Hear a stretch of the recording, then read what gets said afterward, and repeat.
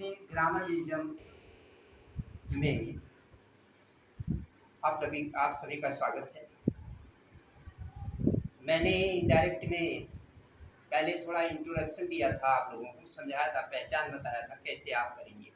उसके बाद दूसरे वाले वीडियो में मैंने आपको असर्टिव सेंटेंस पढ़ाया था और आज आप लोगों को हम नरेशन में ही डायरेक्ट इनडायरेक्ट में इंट्रोगेटिव सेंटेंस पढ़ा रहा हूँ। और इंट्रोगेटिव सेंटेंस में आप लोगों को ध्यान रखना है कि इसमें दो तरीके के वाक्य मिलेंगे आपको। एक तो एक्सालिस वर्ब या मॉडल वर्ब के वाक्य होंगे। रिपोर्टेड स्पीच की शुरुआत एक्सालिटरी वर्ब से या मॉडल वर्ब से जब शुरू होगी तो कंजक्शन इसका इफ लगेगा, यस नो का उत्तर होगा इसमें। तो इसमें इफ कंजक्शन लगाएंगे या वेदर लगा देंगे और सेड के स्थान पर इंक्वायर्ड आप या फिर आस्क्ड लगाइए। लेकिन अगर आप इसके बाद रिपोर्टिंग वर्ब में ऑब्जेक्ट नहीं है, सेड टू के बाद ऑब्जेक्ट नहीं है, तो आप इंक्वायर्ड आप नहीं लगा सकते हैं, तब आपको आस्क्ड लगाना पड़ेगा। और इसलिए आपके लिए बेहतर ये है कि आप आस्क्ड का प्रयोग करें, चाहे उसमें ऑब्जेक्ट हो रिपोर्टिंग वर्ब में या फिर उसका ऑब्जेक्ट ना हो, तो उसमें आस्क्ड का प्रयोग करेंगे तो ठीक रहेगा, आप लोगों के लिए अच्छा रहेगा। और कंजक्शन इफ का प्रयोग करिए आप। दूसरा टाइप होता है WH वाली वर्ड का, जब रिपोर्टेड स्पीच की शुरुआत प्रश्नवाचक शब्द से हो, WH वाले वर्ड से हो, व्हाट, वेयर, व्हाई, व्हेन से, इससे शुरुआत हो, तो इसी को कनेक्टिव वर्ड बना लेते हैं। यहाँ इफ या वेदर कंजक्शन नहीं लगेगा और सेट की प्लेस पर या सेट टू के प्लेस पर आप केवल आस्क्ड का ही प्रयोग करेंगे। तो देखिए, मैं कुछ वाक्य मैंने यहाँ पर लिखा है, उसको आपको समझाते हैं और ध्यान से समझना, आपकी समझ में अभी आ जाएगा ये इंट्रोगेटिव सेंटेंस। और एक महत्वपूर्ण बात और आपको बता दें कि जो हाई स्कूल या इंटर की परीक्षाओं में पूछे जाते हैं, ये दोनों क्लास के लिए लाभदायक है, चाहे वो हाई स्कूल का हो बच्चा या इंटरमीडिएट का। तो ज़्यादातर इनमें जो हम लोगों ने देखा है उसमें इंट्रोगेटिव सेंटेंस के वाक्य होते हैं या फिर इम्परेटिव सेंटेंस के वाक्य होते हैं। अब ये देखिए कि पहला वाक्य मैंने लिया है इसमें, he said to me, do you write to me, यानी हमने इसमें आपको हेल्पिंग वर्ब वाले से रिकॉर्डेड स्पीच शुरुआत किया है। तो आप पहले वाक्य में लिखेंगे, यहाँ इसके स्थान पर आस्क्ड का प्रयोग कर देंगे, यानी पहला वाक्य आपका हो जाएगा ही आस्क्ड मी। और जो रूल आपका चल रहा था, जो टेंस परिवर्तन का था, वर्ब में जो परिवर्तन करना था, उसको आप करते रहिए, वो प्लस होता जाएगा वो रूल। तो इसमें लिखेंगे इफ कंजक्शन हो जाएगा इसका, इफ कंजक्शन हो गया और प्रोनाउन चेंजिंग पहले की तरीके से, सेकंड पर्सन है, ऑब्जेक्ट के अनुसार चेंज होगा, यहाँ पर आई लिखा जाएगा। आप टेंस भी पहचान लेना, इसमें आपको पहला वाक्य जो लिखा है वो प्रेजेंट इंडेफिनिट में लिखा है, तो इसको जब आप चेंज करेंगे तो पास्ट इंडेफिनिट में कर देंगे, ये हो जाएगा आई रोट टू हिम।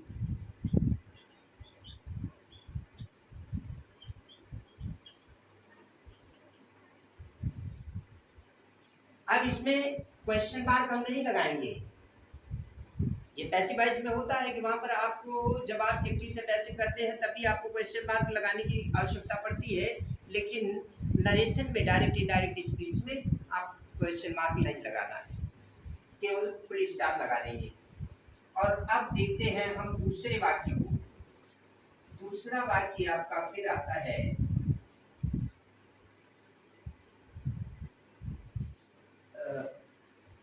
इसमें लिखा हुआ है सेकेंड नंबर का वाक्य, they said to us do you not believe us.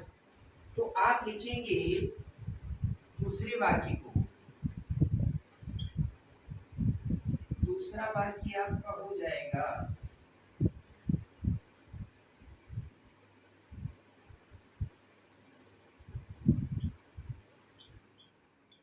asked us, if conjunction ले लेंगे क्योंकि ये भी हेल्पिंग वर्ब से है। आप पहचान लीजिए ये भी आपका प्रेजेंट इंडेफिनिट है, प्रेजेंट इंडेफिनिट का नेगेटिव है, तो इसमें हो जाएगा यू का अस के अनुसार यहाँ पर बी हो जाएगा। इफ बी और do not did not, if we did not believe, believe. अब यहाँ पर फर्स्ट फॉर्म का ये प्लूरल का ऑब्जेक्टिव फॉर्म है, तो दे के अनुसार, दे के अकॉर्डिंग ये हमारा हो जाएगा देयर, यानी we did not believe there. फिर तीसरा वाक्य लेते हैं। तीसरे वाक्य में लिखा है I said to him when will you accompany me. तो इसमें आप देखिए प्रश्नवाचक शब्द से शुरुआत है, यानी WH वाले वर्ड से शुरुआत है। तो आप तीसरा वाक्य लीजिए, I asked him, I asked him, और इसी को कनेक्टिव वर्ड बनाएंगे। अब यहाँ पर आपको इफ या वेदर का प्रयोग नहीं करना पड़ेगा, तो ये हो जाएगा WH वाला वर्ड व्हेन हो गया। इसके पश्चात आप हेल्पिंग वर्ब नहीं, इसको एसएडी में चेंज कर देंगे, तो आपका यू जो है वो प्रश्नवाचक शब्द के बाद आ जाएगा। तो यू जो है उसके रिपोर्टिंग वर्ब के ऑब्जेक्ट के अनुसार चेंज होगा। हिम है यहाँ पर, तो इसमें हो जाएगा ही, he would accompany, he would accompany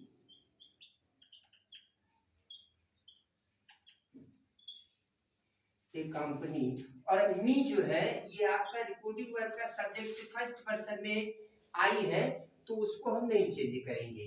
तो यहाँ पर हो गया I asked him when he would accompany मी। फिर आपका लास्ट वाला सेंटेंस है, लास्ट वाले वाक्य में लिखा है you said to us why have you not completed your work. तो इसमें आप लिखेंगे यू आस्क्ड अस, चौथा वाक्य आपका last, you asked us, why he connective word बन जाएगा। और अब यू को आप अस के अकॉर्डिंग चेंज करेंगे, तो यहाँ पर बी हो जाएगा। और टेंस परिवर्तन भी, तो हैव को हैड में चेंज कर देंगे, be had not completed,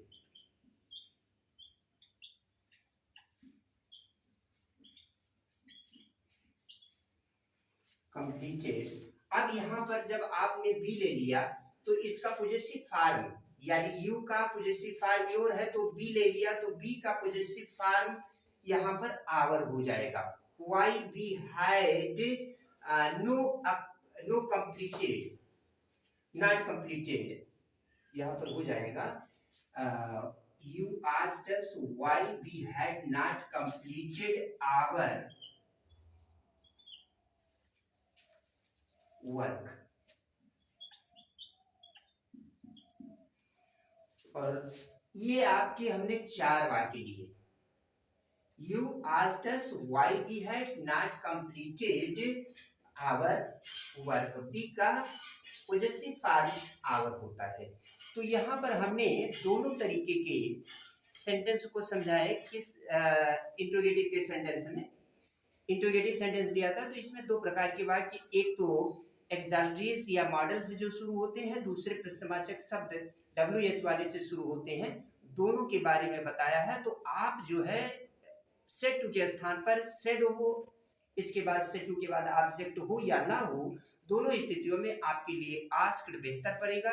conjunction आप मॉडल या एक्सैलरीज वर्ब में सेंटेंस में इफ का प्रयोग करिएगा या वेदर का प्रयोग करिएगा, उसके लिए आप स्वतंत्र हैं।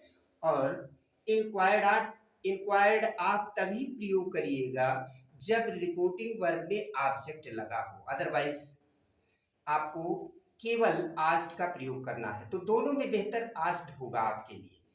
और WH वाला वर्ड सेंटेंस भी हमने, यानी प्रश्नवाचक शब्द को भी मैंने समझाया, वही कनेक्टिव वर्ड हो जाता है, उसमें भी आप से टू के स्थान पे आस्क्ड का प्रयोग करेंगे। इस तरीके से हमने दोनों तरीके के वाक्यों को समझाया है आपको। इसमें डायरेक्ट और इनडायरेक्ट स्पीच में आप फिर अपने एक्सरसाइज से उठा करके वाक्यों को, दोनों तरीके के वाक्यों को अभ्यास करना, और ज्यादा परीक्षा में यही पूछे जाते हैं। आज के लिए थैंक यू, राधे राधे।